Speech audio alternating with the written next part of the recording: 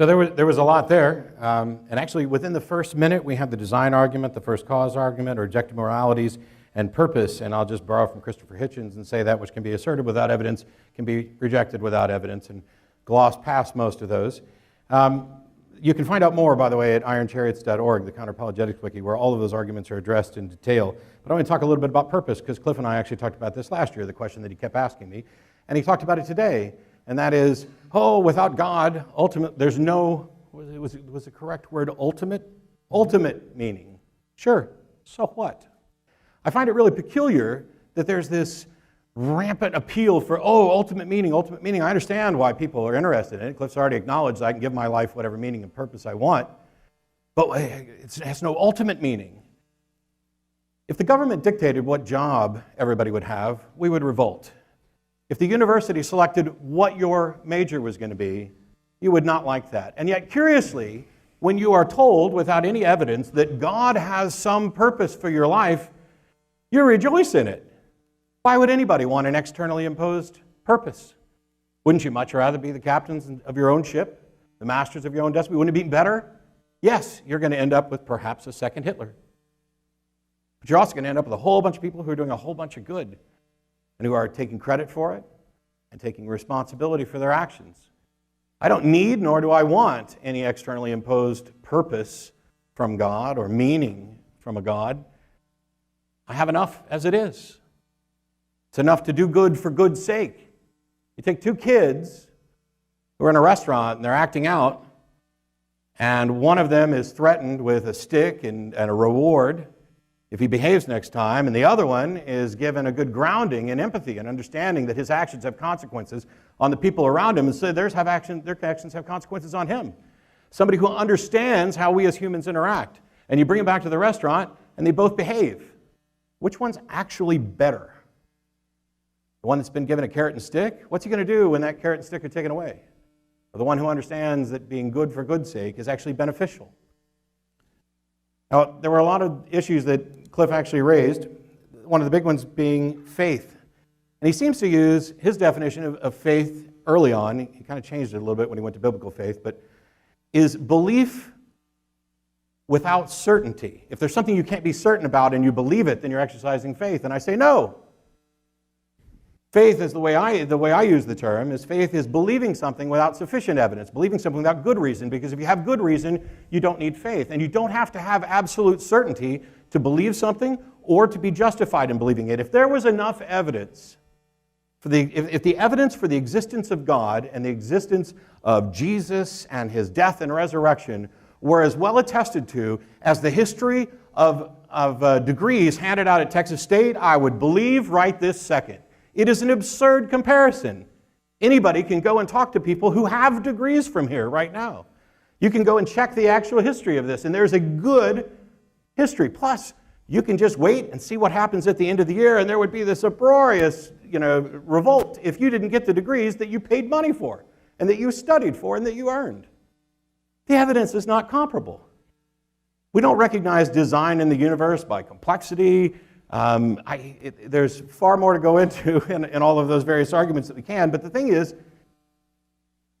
faith is never going to be good enough. Whether you're talking about biblical faith or the type of faith where you're not quite sure. There's plenty of things we believe without being absolutely certain about. And you can be incredibly rational and evidence-based. There's virtually nothing that we can be certain about. Outside of esoteric claims and labels and the logical absolutes, you're done. That's it. What else can you be certain about? I'm not even certain that there's anybody else in the world except for me. We can't get around the problem of hard solipsism. But as a matter of practicality, I have to act as though there is, and I think there probably is, because otherwise it'd be incredibly arrogant to think that I wrote every beautiful song ever. Cliff talks about all the evidence. All the evidence. I haven't seen it. I keep hearing claims. Oh, but it's Jesus. And Jesus said he was going to die and be resurrected, and he was. How do you know? How could you possibly know that? No claim in a book can possibly be sufficient evidence to justify that. Extraordinary claims require extraordinary evidence. And if the evidence for a resurrection is that a whole bunch of people have written about a resurrection and believed it, well, we're no better off than a whole bunch of people pointing to this jar and saying, We have always believed, and we have it on good authority and faith, that there are 522 balls in there.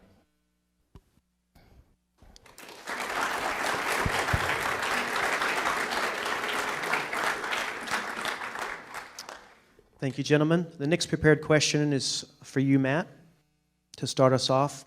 Where do you draw your morals from, and how do you live a moral life? Sure. This is one where Cliffe and I may actually have another difference in definition. I would guess that if you were going to define morality, it would probably be that which is in accordance with God's nature or in accordance with God. For me, morality is about the well-being of thinking creatures. Sam Harris wrote The Moral Landscape, and while we don't agree on everything, we're pretty much in agreement there with regard to morality.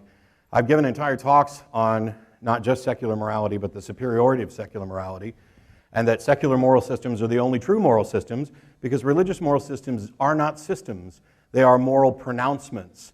They are moral fiat declarations, whereas a secular system has within it the goal of not only getting better, but getting better at getting better. It's about the tools by which the tools that we use in order to determine what's best for us. Now, Sam Harris has compared it to health, and I like the analogy. We don't know everything about health. Our picture of health is constantly changing. It may be in the future that, all right, I'm not the picture of health, but whoever's the biggest picture of health in this room may end up being sickly in the future. That, you may not be the picture of health. But while we don't know everything, that doesn't mean that everything becomes about opinion and all opinions are equal when it comes to health. If it's your opinion that drinking battery acid is, as a general rule, is good for people, you're just wrong. And if it's your opinion with respect to morality that it's just generally good to own other people as slaves, you are just wrong. And it doesn't matter if you point to the Bible, which actually endorses the owning of other human beings as slaves, as your moral authority. I'm baffled by, I was a Christian for 25 plus years, was studying to be a minister. This is one of the sticking points. There's always this claim to a personal relationship, and God is revealed, and God is written on his heart, and all of these other things. And yet you have this book that is the only real thing that anybody can point to in order to have discussions amongst each other. Because Revelation, as Hume taught us, is necessarily first person, and everybody else it's hearsay. And so we take a look at these things, and you've got clear endorsements of actions that we consider to be immoral, pretty much universally. Was the Bible wrong? Was it right and morality changed? Are things moral because God says so? Or does God say so because they're moral? Does God change his mind? Instead, in secular moral systems, you can begin with some very simple and in some cases obvious presuppositions. One of them being that life is generally preferable to death. People who don't agree with that aren't going to have a whole lot to say when it comes to morality. If you'd rather be dead, go for it. I feel sorry for you that you're going to miss out on all these wonderful things. But life is generally preferable to death. Health is generally preferable to sickness. Pleasure is generally preferable to pain. Those are not absolute truths. They're not true in all situations, and they can come in conflict. But if you begin with things like that, then you weigh the consequences of your actions on yourself and on others to the goal of building a society. We are stuck here on this rock cooperating. Cooperation is beneficial. Cliffe had mentioned something earlier. I wrote it down. I forgot what it was. But that makes for good TV. But this idea that you could just have whatever goal you want. Yeah, but some of them are demonstrably better than others. Better for you, better for us, and yes, those things are going to come in conflict. Does anybody think that it's a good idea to own other human beings? Does anybody think it's a good idea to subjugate women and keep them at a lower tier? There's somebody somewhere does, somebody somewhere used to, and somebody used to do it as a tenet of their religion. And we have built upon those foundations and grown. And I think that the reason that, because there's nothing in the Bible against slavery, and the reason that Christianity and Christians have by and large given up slavery is because they were dragged kicking and screaming into the 20th, well, at least the 19th to early 20th century, by secular progressives around them, the pinnacles of free thought, the pinnacles of the free thought movement, who valued human beings equally. This idea that God loves everybody unconditionally, am I going to heaven? I have a pastor friend in Austin who thinks I am, and there are probably some others who think I am too, once saved, always saved. And there are others who think I'm going straight to hell. I don't see any reason to think I'm going anywhere. Ricky Gervais recently summed it up nicely. Atheists have nothing to die for and everything to live for. And secular moral systems are about making sure that the life we live is as good as it possibly can be.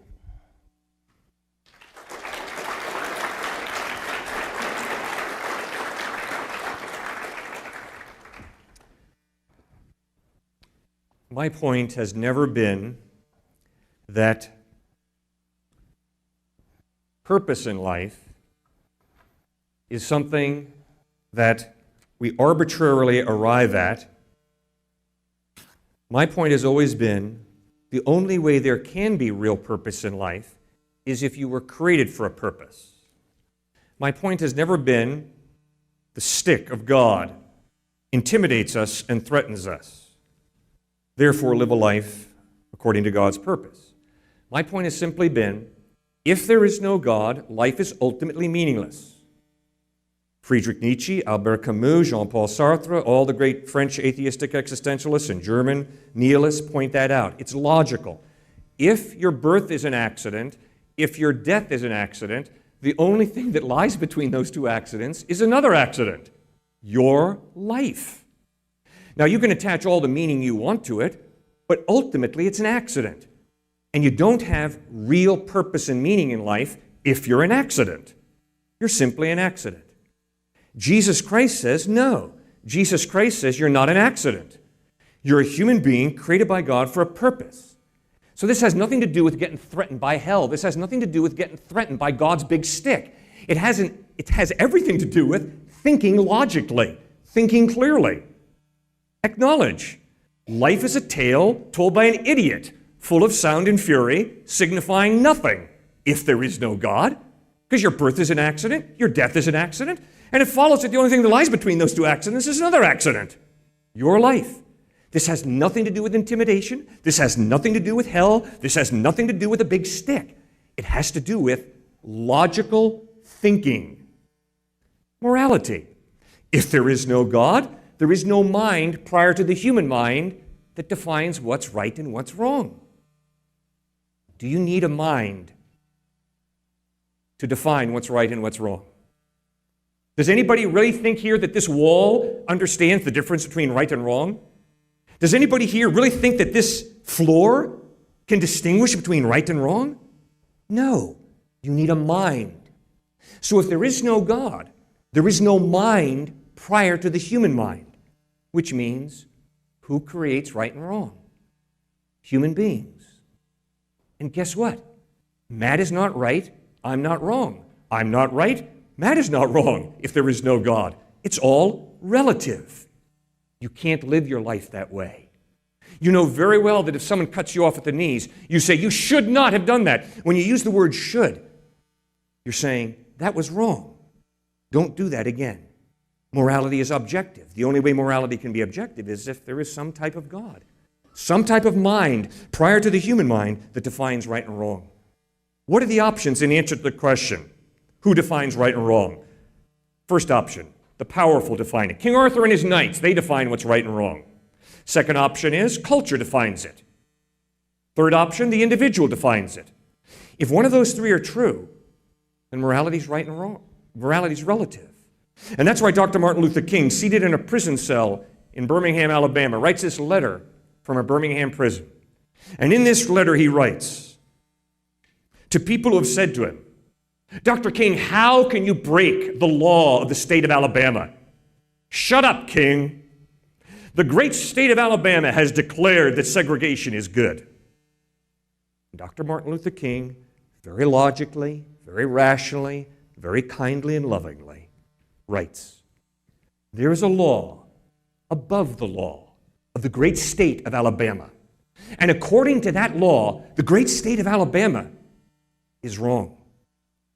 The only way that law can exist above the law of the great state of Alabama is if there is some type of creator, some type of God, some type of mind who creates and defines a value of justice that is based on the fact that human beings are not accidents, we're created in the image and likeness of God, which means segregation is objectively wrong, not subjectively wrong, because I'm Matt from Austin, Texas, and I think that racism is wrong.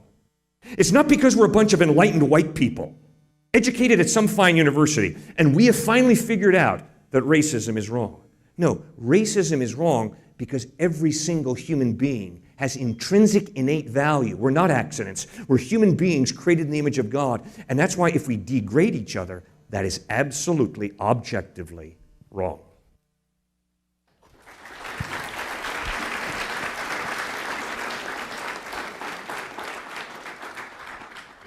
Thank you, gentlemen.